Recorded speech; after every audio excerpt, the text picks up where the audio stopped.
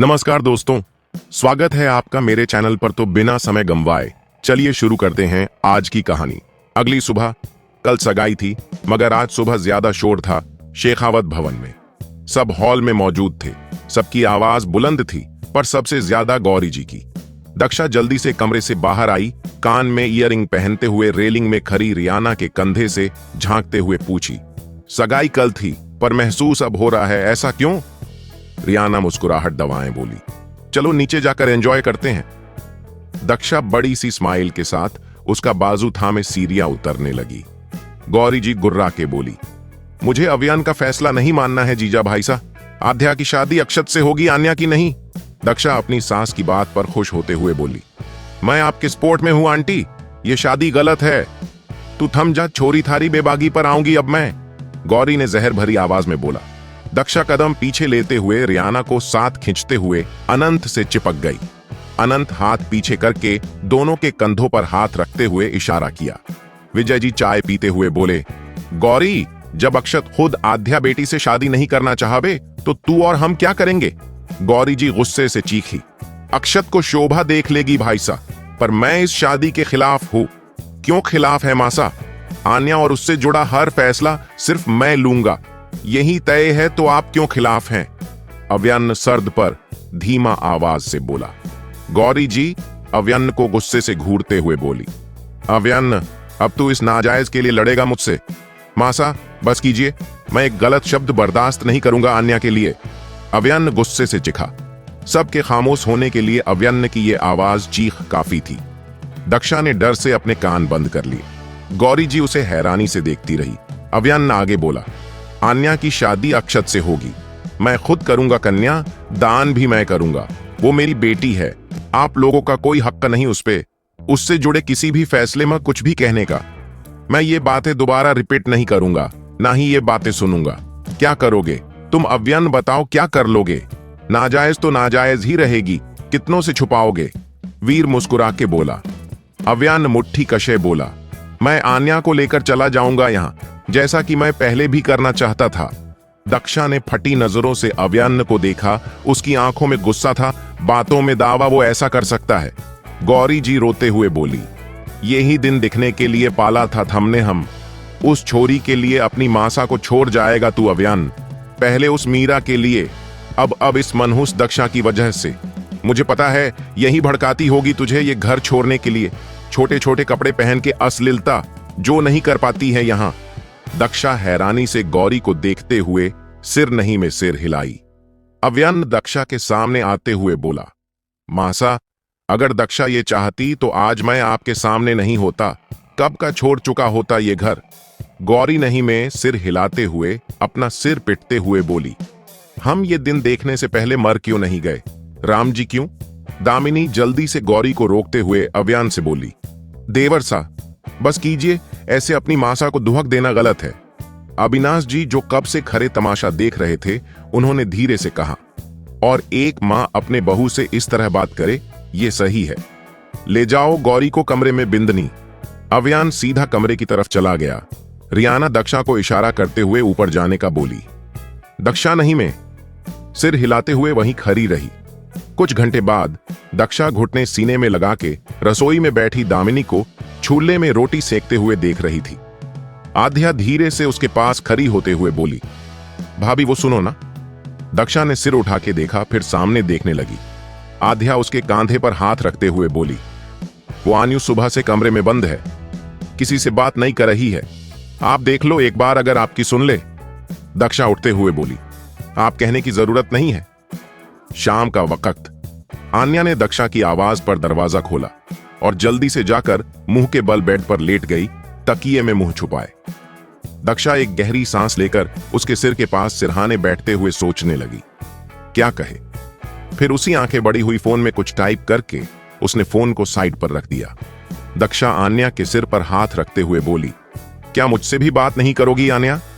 कुछ पल दोनों के बीच खामोशी रही। फिर आन्या ने अपना सिर दक्षा के गोद पर रखते हुए चेहरा छुपा लिया। दक्षा उसके बालों को सहलाते हुए बोली, मुझे पता है तुम खुश नहीं होगी इस रिश्ते से आन्या, मैं तुम्हारी सिचुएशन अच्छे से समझती हूं, लेकिन सर बात नहीं मान रहे हैं मेरे। तुम खुद उनसे क्यों नहीं कहती? आन्या धीरे से पूछी। क्या कहूं भाभी सा? दक्षा नजरें झुकाए उसे देखते हुए पूछी। बोलो सर से तुम्हें यह शादी नहीं करनी है। आन्या, तुम खुश नहीं हो इस रिश्ते से? आन्या झटके से सिर उठा के उसे देखते हुए बोली। मैं खुश हूं इस रिश्ते से भाभी सा, बस मुझे आध्या जीजा के लिए बुरा लग रहा है। मैं इस तरह उनके लिए आए रिश्ते को कैसे अपना सकती हूं? दक्षा मुंह बनाए बोली। आध्या को यह रिश्ता और अक्षत दोनों नहीं पसंद थे, तो तुम आध्या की फिक्र करना बंद करो। आन्या ने हैरानी से दक्षा को घूरा तो वो आगे बोली। हां, सच कह रही हूं, मैंने खुद उसकी और उसके मासा की बातें सुनी थी और फिर अक्षत जी को बताता था ताकि वो सगाई से मना कर दे। पर मुझे क्या पता था सर के दोस्त उनकी तरह निकलेंगे। ठर की तुम्हारा रिश्ता मांग लिया, आध्या का नहीं मिला तो? आन्या हैरानी से दक्षा को घूरते हुए मुस्कुरा दी। दक्षा ने हैरानी से उसे देखा। आन्या उसे हक करते हुए बोली, अगर जीजा को यह रिश्ता नहीं पसंद था फिर तो सब ठीक है, मैं भी खुश। दक्षा उसे बाजू से पकड़े दूर करते हुए बोली। बात सुनो मेरी आन्या, तुम ये सब सर के कहने पर मुझसे कह रही हो ना? आन्या आंखें छोटी करके उसे घूरते हुए बोली। मेरी भाईसा से बात ही नहीं हुई भाभी सा। दक्षा उसके सामने आते हुए बोली। आन्या, अक्षत जी तुमसे बेहद बड़े हैं, तुम उनसे शादी नहीं कर सकती हो। आन्या घुटनों पर सिर रखे बोली। भाई साहब चाहते मैं ये शादी करूं तो मैं करूंगी। दक्षा गुस्से से उसे घूरते हुए बाजू से पकड़े खींचते हुए बोली। चलो मेरे साथ, तुम सर को बोलोगी तुम्हें यह शादी नहीं करनी, समझी? आन्या दक्षा को रोकती रह गई, पर वो उसे खींचते हुए ले जाने लगी। इधर सब खाना खाकर टेबल से उठ रहे थे। अव्यान भी हाथ धोकर सीढ़ियों की तरफ बढ़ गया। रसोई से गुस्से से आते हुए आध्या गुर्राक के बोली। भाई साहब मुझे बात करनी है। अव्यान सीढ़ियों पर ही रुकते हुए बोला। यस, मैं सुन रहा हूं। आध्या पैर पटकते हुए बोली। मुझे नहीं बोलना आपसे भाई, जाओ। अव्यान सिर हिलता हुआ सीढ़ियां चढ़ने लगा तो आध्या गुस्से से पास रखा पीतल का डेकोरेट बर्तन उठा के फेंकते हुए बोली। नहीं करनी बात, चले जाओ आप बदल गए हो सही, कहती है मासा। सिर्फ दक्षा और आन्या ही आपके लिए इंपॉर्टेंट है। मालती जी जल्दी से आध्या के पास आते हुए बोली। ना माहरी लाडो, गुस्सा कोणी कर, तू तो हम सबकी जान है। गुस्सा ना करते बच्ची। आध्या कदम पीछे लेते हुए बोली। नहीं होना लाडली, मान्यता ऐसा किसी ने मुझसे मेरी मर्जी नहीं पूछी शादी के लिए, भाई ने भी नहीं, लेकिन आन्या से भाई ने उसकी मर्जी क्यों पूछी? अव्यान ने उसके पास आते हुए गुर्रा के बोला। क्योंकि मैं अपनी दोनों बहनों को अच्छे से जानता हूं। तुम ये शादी कभी नहीं करती, मंडप से भाग जाती अगर जरूरत पड़ती तो। लेकिन आन्या अपनी मर्जी के खिलाफ जाकर भी ये शादी करती, क्योंकि अक्षत मेरा दोस्त है। वो मेरा सिर कभी झुकने नहीं देगी, ना ही मेरे फैसले के खिलाफ जाएगी। आध्या रोते हुए बोली। अगर मैं इनकार नहीं करती तो भाई? अव्यान अब आध्या के आंसू पहुंचते हुए बोला। तो अक्षत खुद कभी नहीं करता ये सगाई, ना ही मैं होने देता। मुझे पता था अक्षत ने आन्या के लिए रिश्ता भेजा था और मेरी प्यारी बहन की खुशी नहीं है। अनंत हैरानी से पूछा। इसका मतलब मासा ने झूठ कहा था हमसे? अव्यान ने कुछ नहीं कहा। आध्या के गालों को सहलाते हुए बोला। सब पर गुस्सा करने से कुछ नहीं होता लाडो। अपनी पसंद नापसंद का इजहार सबके सामने करना सीखो। तुम्हारे भाई तुम्हारे साथ है, मेरी पसंद कोई नहीं मानेगा। पता होने के बाद भी कैसे बताऊं? आध्या जमीन को घूरते हुए बोली। मालती जी शौक होते हुए पूछी। जे छोरी क्या बोलकर गई है, क्या मतलब था इसका? अनंत और अव्यन आंगन की तरफ आ गए। अनंत फोन निकालकर एक फोटो दिखाते हुए बोला। ये उस सरपंच के बेटे की पहली और दूसरी बीवी। इन लोगों ने बेटे के लिए शादी कराई थी झुमरी की अपने 35 साल के बेटे से। अव्यान सिर हिलाते हुए बोला। कल हम मिसिंग फुटेज और इस लड़की के घर वालों से मिलेंगे। अनंत ने सिर हिला दिया। अव्यान ने फोन निकलते हुए बोला। मेरी बीवी से दूर रहा कर कमीने। मुड़ते हुए अनंत उसे हैरानी से देखकर बोला। तेरी बीवी है, तू बोल दूर रहे मुझसे। अव्यान उसे घूरते हुए अंदर की तरफ चला गया। कमरे में आते ही अव्यान सामने का नजारा देखकर रुक गया। दक्षा और आन्या एक दूसरे से चिपके फोन में कुछ देखते हुए जोर जोर से हंस रहे थे। अव्यान दरवाजा बंद करते हुए बोला। क्या चल रहा है आन्या, तुम यहां क्यों? वक्त देखो। आन्या जल्दी से उठकर बैठते हुए दक्षा को देखी। दक्षा आन्या को अपनी तरफ खींचते हुए बोली। हम मूवी देख रहे हैं सर, आप उधर सोफे पर सो जाओ आराम से। अव्यान उसे घूरते हुए बोला। दक्षा मेरा रूम हम है, अभी तो ये हमारा रूम है। भाई साहब ज्यादा बोलने की जरूरत ना है। आन्या कमर पर हाथ रखते हुए बोली। अव्यन उसे आंखें छोटी करके घूरते हुए बेड के किनारे पर बैठते हुए बोला, लगता है अब आपकी शिकायत अक्षत से करनी पड़ेगी लाडो। अव्यन की बात पर आन्या ने जल्दी से दक्षा के गोद पर चेहरा छुपाते हुए बोली, भाभी सा देखिए, भाई सा हमें छेड़ रहे हैं। दक्षा थोड़ा खिसकते हुए अव्यन को अपने पास आने का इशारा करते हुए बोली, सर आन्या ये शादी नहीं करेगी वो आपको कहने के लिए आई। आन्या सिर उठा के बोली, मैंने कब ऐसा कहा भाभी सा। दक्षा ने उसे घूरा तो वो कंबल मुंह पे रखते हुए बोली, अगर जीजा ये शादी नहीं करना चाहती तो मुझे कोई दिक्कत ना से भाभी। अव्यन उनके पास लेटते हुए उसके साथ सिर लगाते हुए बोला, आज मैं भी मूवी देखूंगी तुम लोगों के साथ। दक्षा शौक नजरों से अव्यन को देखने लगी तो आन्या फोन में कुछ निकालते हुए बोली, भाई सा हमेशा से खड़ूस थोड़े ही ना थे भाभी सा, हम पहले छत पर सब भाई बहन साथ सोते थे, पूरी रात बातें करते थे बहुत सारा। दक्षा अव्यन की तरफ झट से मुड़ी। अव्यन के चेहरे पे जोर से दक्षा के बाल लगे। दक्षा जल्दी से बोली, ओहो सर थोड़ा उधर हो जाओ, ये बताओ मेरे आने के बाद ये खड़ूस रूप क्यों धारण किया हुआ है। अव्यन ने अपना ब्लैंकेट दक्षा के ऊपर डाला। आन्या ने दूसरा ब्लैंकेट ओढ़ रखा था। अव्यन ने दक्षा के कमर पर हाथ रखते हुए बोला, तुम्हारे साथ भी तो पूरी रात बातें करता हूं, भूल गई। दक्षा ने अव्यन के हाथ पर मारा। आन्या आंखें बंद करते हुए बोली, कल की थकबत उतरी नहीं, नींद आ रही है। अगली सुबह कॉलेज के लाइब्रेरी में बैठी दक्षा को क्लार्क ने प्रोफेसर वायु के कैबिन में जाने का आदेश दिया। दक्षा खुशी खुशी बैग उठाए चल पड़ी। दक्षा कैबिन के बाहर ही थी जब वायु दरवाजा खोले गेट पर था। वायु उसे मुस्कुरा के देखकर बोला, मुझे लगा तुम बिजी होगी इसीलिए खुद ही आ रहा था। दक्षा मुस्कुरा के बोली, नहीं बस वक्त लग गया, आने में कुछ क्लासमेट्स मिल गए थे। सर मैंने आपके घर इनविटेशन भेजा था, आप आए नहीं, वाणी भी नहीं आई। वायु की हंसी गायब हुई। वो बहाना करते हुए बोला, मुझे कोई इनविटेशन नहीं मिला दक्षा, तुमने किसके हाथ भेजा था। दक्षा ने चौंक कर उसे देखा और कुछ सोचते हुए बोली, वो पीए के हाथों, शायद किसी और ने रिसीव किया हो। वायु ने नासमझी से सिर हिलाया कर पूछा, अब पैर कैसा है आपका मिस दक्षा। दक्षा नासमझी से उसे देखते हुए पूछी तो वायु ने उसके पैर की तरफ इशारा किया। दक्षा जल्दी से घुटना पकड़े बोली, ठीक है सर अब तो। वायु उसे एक्यूज करते हुए क्लास की तरफ बढ़ गया। दक्षा उसके पीछे आते हुए बोली, इतना पूछने के लिए बुलाया था हूं। दक्षा जाकर क्लास में बैठ गई पर वाणी से दूर एक सीट में। वाणी क्लास खत्म होने तक उसी तरफ मुड़ मुड़ के देखती रही। क्लास खत्म होते ही वाणी उसके पास जाकर बैठते हुए बोली, मैंने सीट रखी थी तुम्हारे लिए, दक्षु बैठी क्यों नहीं। दक्षा अपने कंधे से उसका हाथ झटकते हुए बोली, मैंने भी इंतजार किया था, तुम्हारा फंक्शन में तुम आई। वाणी शर्मिंदा होते हुए बोली, दक्षु मैं आना चाहती थी पर हालत ही ऐसे थे, क्या बताऊं। दक्षा बैग लेकर उठते हुए बोली, ठीक है फिर मेरी हालत भी तुम समझो और मुझसे बात मत करो। वाणी हैरानी से उसे देखती रही, फिर जल्दी से उठकर उसके पीछे भागी। दक्षा कहीं नहीं थी, जा चुकी थी। वाणी सबसे पूछने लगी, फिर उसकी नजर गेट पर खड़ी दक्षा पर गई जो एक काली गाड़ी में बैठकर निकल रही थी। क्या हुआ, ऐसे क्या देख रही हो। वायु ने पीछे से वाणी को टोका। वाणी उसके आवाज पर गुस्से से उसे घूरते हुए बोली, तुमने कहा था दक्षा से एक्यूज कर दोगे, तुमने नहीं किया। वो नाराज होकर चली गई। मेरी एक ही दोस्त है, इतने सालों में उसे भी नाराज कर दिया। वायु को अफसोस हुआ। वो जल्दी से बोला, क्लास का वक्त हो रहा था। वाणी मैं बिल्कुल भूल गया था। वाणी गुस्से से लाल आंखों से उसे देखते हुए बोली, अब मुझे उसके पास ले चलो जल्दी। इधर दक्षा मुंह फुलाए गाड़ी में बैठी बाहर देख रही थी। रोज के रास्ते से अलग रास्ता देखकर उसे अजीब लगा। दक्षा ठीक से बाहर देखते हुए बोली, अरे ड्राइवर भैया ये रास्ता अलग नहीं लग रहा, कहां लेकर जा रहे हो। कोई जवाब नहीं आया।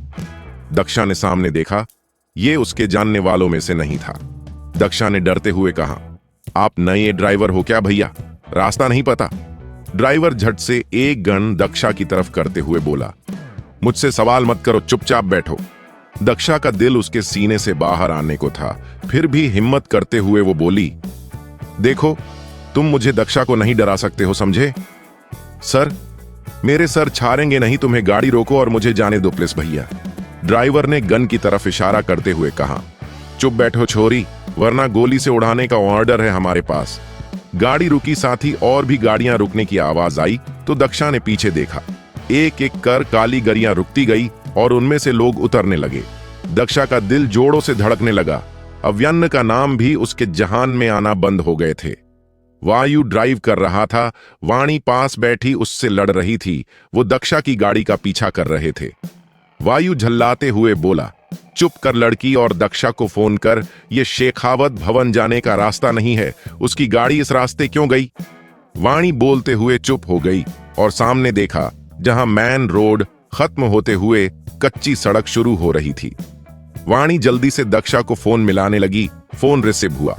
सामने से दक्षा डरते हुए बोलने लगी, मुझे बचाओ प्लीज, ये ड्राइवर मुझे कहीं ले जा रहा है, प्लीज सर को भेजो, प्लीज बेहद सारे लोग हैं यहां। दक्षा के बाईं तरफ का दरवाजा खुला और फोन उसके हाथ से छीन लिया गया। दक्षा ने देखा, काले मास्क में कोई हट्टा गट्टा आदमी उसे खिंच के बाहर निकाल रहा था। वाणी फोन की तरफ देखते हुए बोली, भाई दक्षा किडनैप हो गई है। वायु ने जोर से ब्रेक लगा के वाणी को उससे भी ज्यादा शौक नजरों से देखा।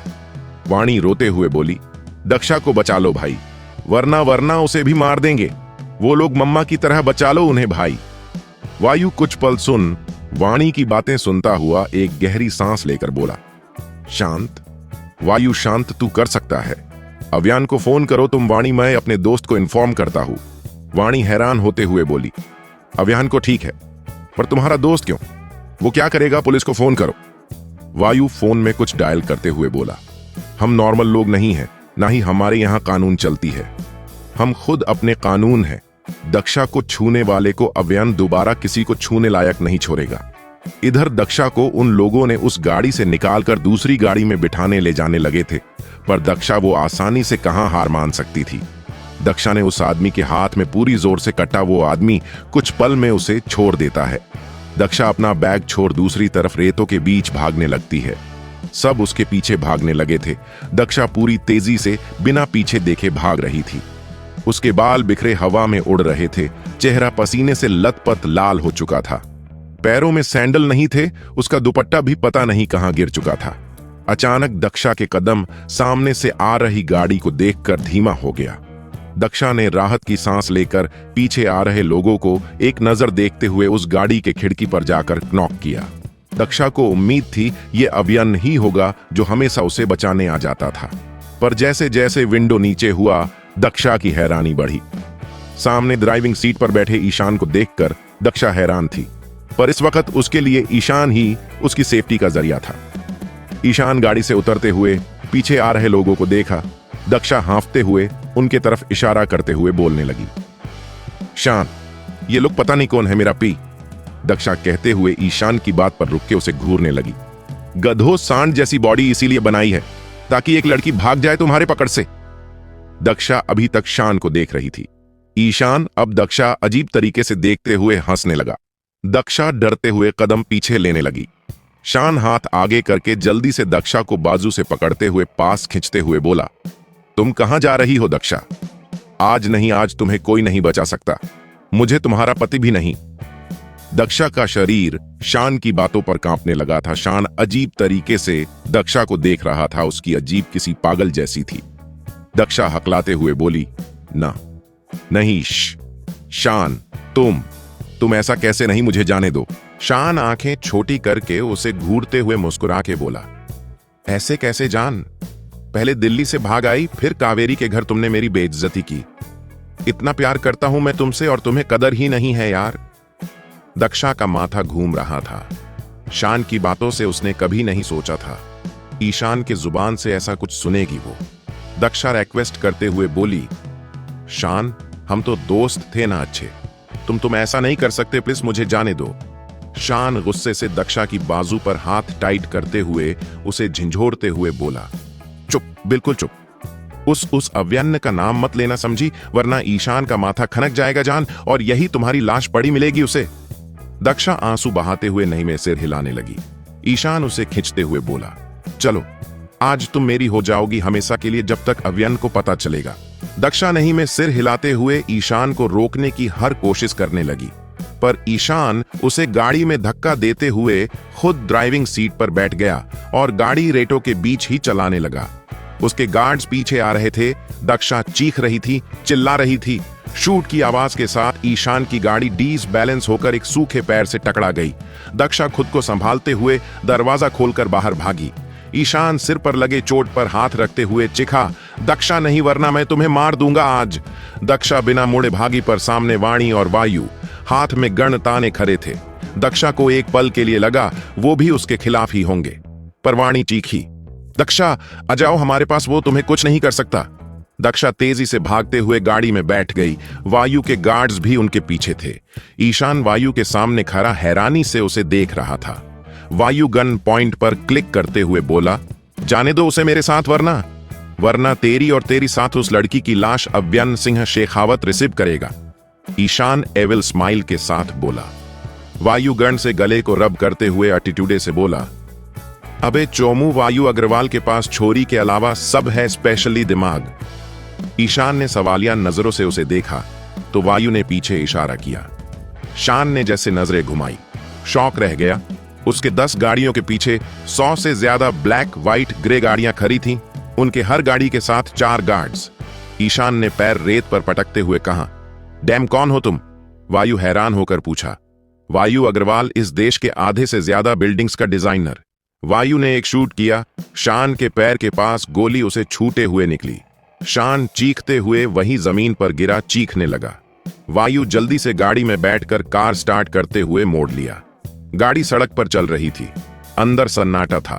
वाणी दक्षा को बोतल से पानी पिलाते हुए बोली, ठीक हो, तुम डरने की जरूरत नहीं है, हम दक्षा सिर हिलाते हुए बोली, पहली बार डर लगा था, दूसरी बार ज्यादा डरी थी, अब आदत हो चुकी है।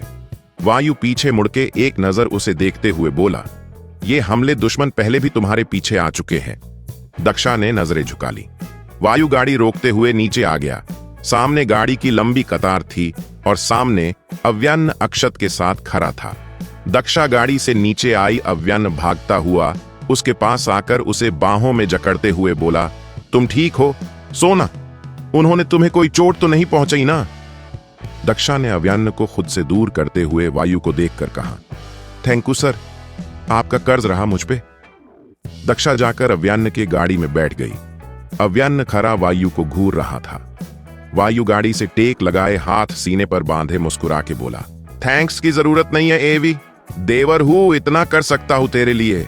अव्यन उंगली उसकी तरफ पॉइंट किए बोला, तू मेरा दोस्त नहीं है कमीने, और सुन, दूर रहना दक्षा से। अक्षत पीछे से बोला, तुझे दक्षा की लोकेशन कैसे मिली? मुझे इसका मैसेज मिला था, मैं वाणी को सगाई में जाने से रोकूं, बस यही जड़िया बना दक्षा तक पहुंचने का। थैंक यू, तेरी वजह से आज वो सही सलामत है। अक्षत उसे हग करते हुए बोला। अव्यन जाने को मुड़ा तो वायु फिर एक बार बोला, वैसे मेरा बदला पूरा हुआ, तूने मीरा को मुझसे छिना था, देख तेरी बीवी को इंप्रेस कर दिया, क्रश भी है शायद मुझ पे उसे। अव्यन गुस्से से उसकी तरफ आया तो वाणी गाड़ी के खिड़की से बाहर मुंडी निकालते हुए बोली, दक्षा को घर ले जाओ जीजू, उसे आपकी जरूरत होगी। शेखावत भवन। दक्षा गाड़ी से नीचे आते ही अंदर की तरफ भागी। दक्षा ने जीन्स और कुर्ती पहन रखा था, गले में स्कार्फ था। इतनी परेशानी में उसके कपड़ों पर अव्यन का ध्यान नहीं गया था। दक्षा ने पहली सीढ़ी पर कदम ही रखा था, नयन की आवाज से दक्षा रुक गई। साथ ही गौरी भी लपक कर उनके पास आई थी। तूने जे कपड़े कब पहने? तू तो साड़ी में निकली थी घर से। दक्षा ने गुस्से से लाल चेहरे के साथ उसे देखा, पर मालती जी चौंकते हुए बोला, जवाब दे छोरी जे, क्या पहना से तूने? दक्षा जबड़े कशे बोली, कपड़े ही पहने हैं सबकी तरह, नंगी नहीं हूं, दिख रहा होगा सबको। अव्यन अंदर आते हुए ठिठक कर रुकते हुए दक्षा को देखा, जिसने वही ड्रेस पहन रखी थी। गौरी अव्यन की तरफ मुड़ के बोली, तो ये सब करने के लिए पढ़ाई करवा रहा है तू इसने? मुझे तो पहले से शक था तुम दोनों की प्लानिंग है सब कुछ। वैदेही डाइनिंग टेबल पर बैठी खा रही धीरे से बोली, बुराई क्या है? इसके कपड़ों में हद करती हैं आप दोनों। नयन तंज करते हुए बोली, अच्छा भी कहां है जे, सारा बदन तो दिख रहा से छे। दक्षा गुस्से से बोली, मेरी बॉडी इतनी खूबसूरत है, दिखनी भी चाहिए। आप ढक कर रखो, दिखने लायक हो नहीं वैसे भी। एक तो घर से बाहर जे घटिया कपड़े पहनती है और इस तरह की घटिया बातें कर रही हैं। गौरी जी अपनी पूरी तेज आवाज से चीखी। शाम का वक्त था, बाकी घर वाले घर में ही थे, सब जल्दी से बाहर आने लगे। आध्या ने अव्यन्न के पास जाकर धीरे से कहा। अव्यन्न पॉकेट में हाथ डाले हुए बोला, दक्षा अपने लिए स्टैंड लेना जानती है। दक्षा गौरी जी के सामने आकर बोली, मैं जैसी हूं वैसी रहूंगी, मुझे किसी के लिए नहीं बदलना। तुझे इस घर में रहना है तो। गौरी जो बीच में ही रोकते हुए दक्षा घमंड से बोली, कुछ बोलो भाई, मुझे इस घर में रखने का फैसला सर का था, तो सर को मुझे वैसे ही एक्सेप्ट करना पड़ेगा जैसी मैं हूं, आप लोगों को भी। मैं खुद को किसी के लिए नहीं बदल सकती, ना ही बदलना चाहती हूं। अव्यन्न ने चौंक के दक्षा को देखा जो उसे देख रही थी। आध्या मुस्कुरा के बोली, भाई ने सही कहा, भाभी को अपने लिए खुद स्टैंड लेना चाहिए। अव्यन्न धीरे से बोला, मासा दक्षा बस कॉलेज में ही ये पहनती है। मालती जी गुस्से से बोली, कहीं नहीं पहन सकती जे ऐसे कपड़े। अव्यन्न थारे को कोणी पता जे घर के नियम। मुझे इस घर के नियम नहीं मानने, सर को प्यार है तो ऐसे ही एक्सेप्ट करे, मुझे उसे ही प्यार कहते हैं ना, जिसे हम उसी तरह एक्सेप्ट करते हैं जैसे होते हैं। दक्षा मिठी मुस्कान होठों पर सजाए अव्यन्न से नजरें मिलाए बोली। अव्यन्न को दक्षा की बातों से तकलीफ हुई थी। दक्षा शायद उसकी आंखें पढ़ सकती हैं। आशा है आपको आज की कहानी पसंद आई होगी। अगर आपको हमारी कहानियां पसंद आईं तो कृपया चैनल को सब्सक्राइब करें और इस वीडियो को अपने दोस्तों के साथ शेयर करें। अगले एपिसोड में फिर मिलेंगे एक नई कहानी के साथ। तब तक के लिए खुश रहें और सुरक्षित रहें। धन्यवाद।